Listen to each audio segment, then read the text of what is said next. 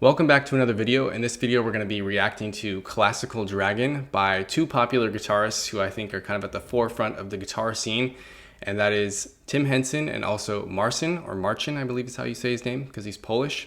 And you're going to get my perspective, a classical guitarist, a purebred, pretty much classical guitarist. I have 2 master's degrees in classical guitar performance. So let's jump into it and see what we can see. Here we go. All right, first of all, do you think that sound is actual real rain, or is that somebody like with the frying pan just frying oil to get that rain effect? I don't know. All right, so we got Marcin here.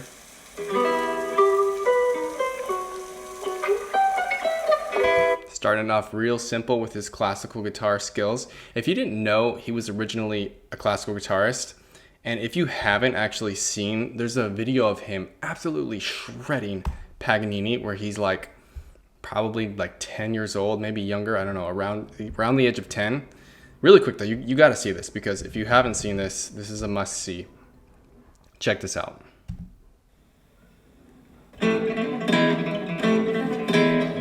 Like, what? It's a kid.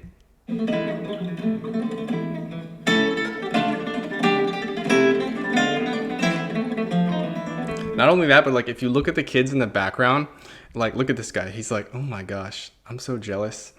I mean, this looks like a recital situation, so I'm actually curious if this kid right here is like, oh my gosh, I have to play after him. Kill me, please.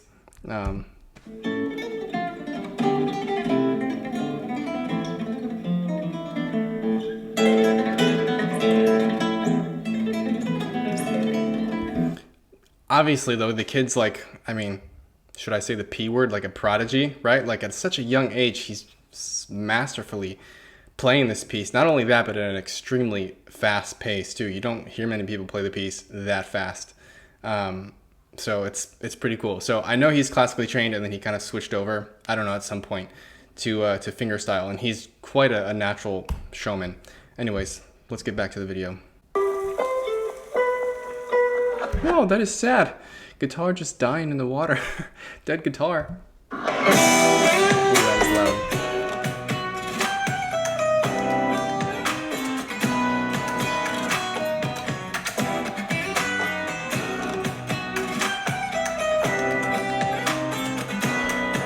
I would say too that Marcin is quite a rhythmic master as far as all the percussive skills go when he plays guitar.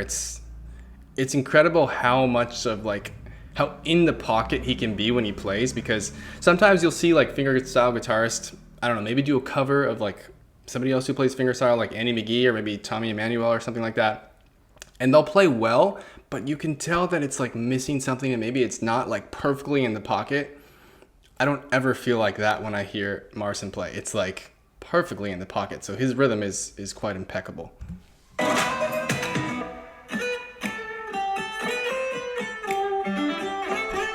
I will say right off the bat though, I'm not really getting classical vibes. Yeah, he started off on a classical guitar with nylon strings, but now he's on steel string, and the rhythm, or not the rhythm, the melody sounds more popish to me than classical, but maybe that's what the Dragon's there for.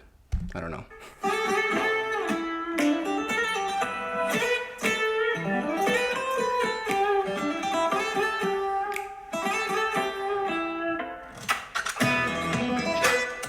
That was cool. Those triplets. I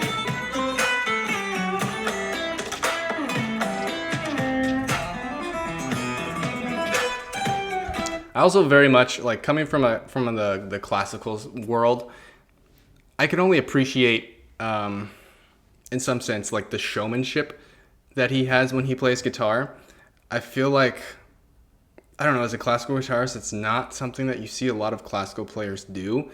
They're typically like more reserved when we play. I guess in a sense to just kind of let the music speak for itself. But I think there's something to be said about, I guess, kind of selling it.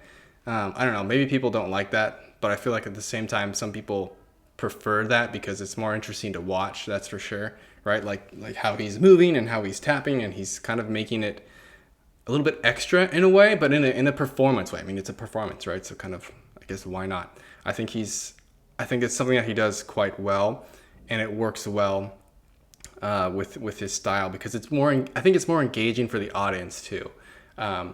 Sometimes I've dabbled a little bit in fingerstyle guitar. If I didn't play classical, I would definitely play fingerstyle. I'm a huge fan of it. Even in college, I bought like a cheap $100 guitar, acoustic guitar, even though I was studying classical guitar, but I had an acoustic guitar, steel string, that I would play fingerstyle on just because I loved it. Anyways, where was I going with that? What I was going to say though is, yeah, I think it's more interesting for the audience because even if a classical piece, if at any point, like a classical guitar brings their right hand over it to just like some little tap or harmonic, it's really visually stimulating for the audience. It's like, whoa, like he did something crazy. Even if it wasn't maybe that difficult, I think people enjoy watching that because maybe it's, I don't know, it's not as common, I guess.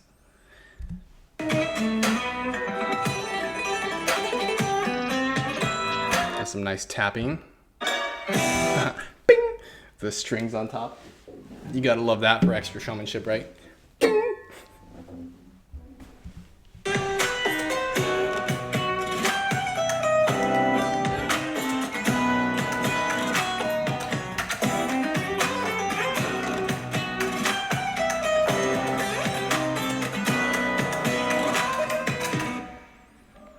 Oh, here we go. Here comes Timmy.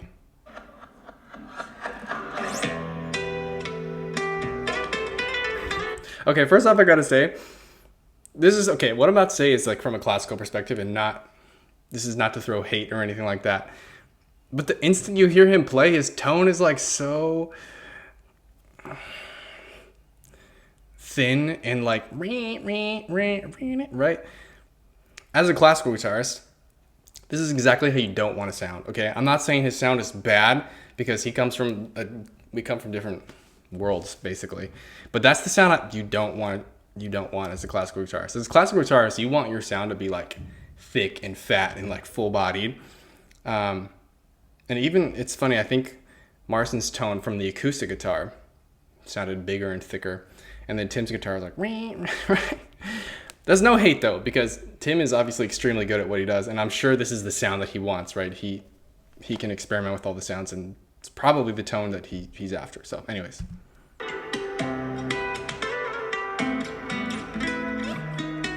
Right? It's like, it's so much reverb, and it's so, I think the guitar acoustically naturally lends itself to that sound because of how it's built. I get a lot of people saying like, oh man, like this is a classical guitar and it's so cool. I would argue that his guitar that he's playing right now, yes, is classical, but I would say the way it's constructed, the way it feels and the way it plays, I would say is way more similar to an electric guitar.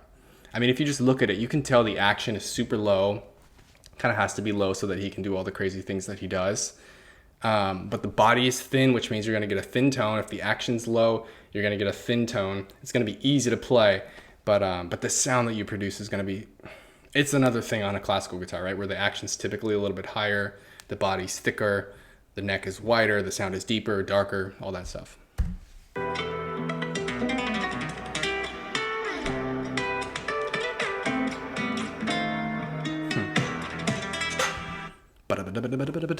He plays it different. He plays it like a bass. Marcin did it like a pick style. But Tim is also quite a rhythmic player too. I think that's a big part of his style, and I think it's really cool. His rhythm is also, both of those players, their rhythm is in the pocket, and I want to play like that. Oof. Oof. Shredding calmly. Somebody commented in one of my videos like, Tim shreds calmly, and I feel like that is the perfect description of how he plays. Like, he's literally doing crazy things and like just kind of stone cold stoic face as he does that.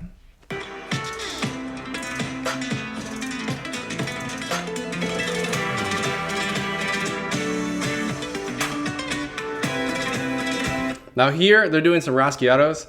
I would definitely say this has more flamenco vibes to me than classical vibes. So maybe we should call it Flamenco Dragon. I don't know. But maybe they're calling it Classical Dragon because of the background of Marcin was a classical player. And I think someone told me too that Tim started on classical violin. So maybe it's kind of an ode to their backgrounds where they started and now where they are now with the dragon. Or no, it's supposed to be the year of the dragon, I think is what it is, right? I don't know. Someone tell me why it's called, why the dragon is there.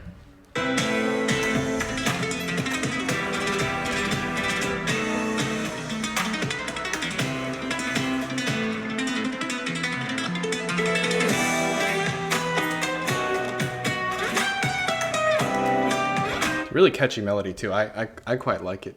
I think it's interesting to their styles too are so different. Where like Marcin is like this, and Tim is just kind of like relaxed. But I feel like he's trying to be more to kind of match the energy of Marcin.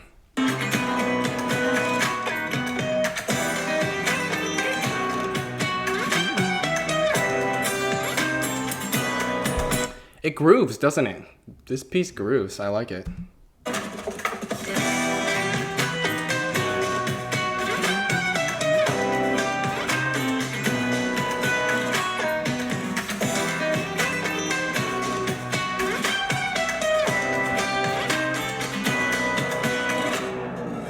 I wish I could have been like in the room when they were like collaborating with this piece together. That would have been something cool to see. I wonder if they have that footage of like behind the scenes of them like getting together and like working on the song, or if I don't know if one of them already had, or if Marcin already had the song composed and then Tim just kind of added his flair to it. I'm not sure, but that would be something cool to see because that was probably a fun jam session.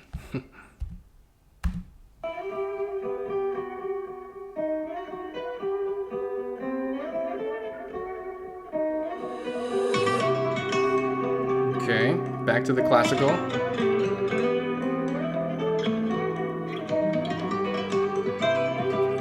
His tone, though, even his tone is reminiscent of a flamenco player, where it kind of has a little bit of that like raspiness, which is like on purpose. But from a classical guitarist, we tend to not want that sound. We want like the pure, clean, beautiful tone, and not so much like that little bit of like, what's the word? I don't know, kind of grunge on it. But flamenco guitarists play like that, and it's in a good way. You know, like that's their sound, and that's what defines kind of the character of their music and their quality of the sound.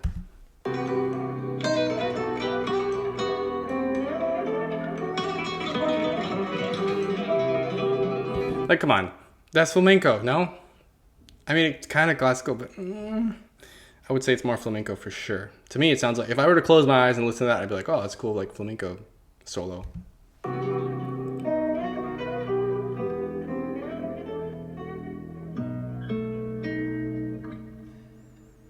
Ooh, and they end on the 5 chord. Do, do, do.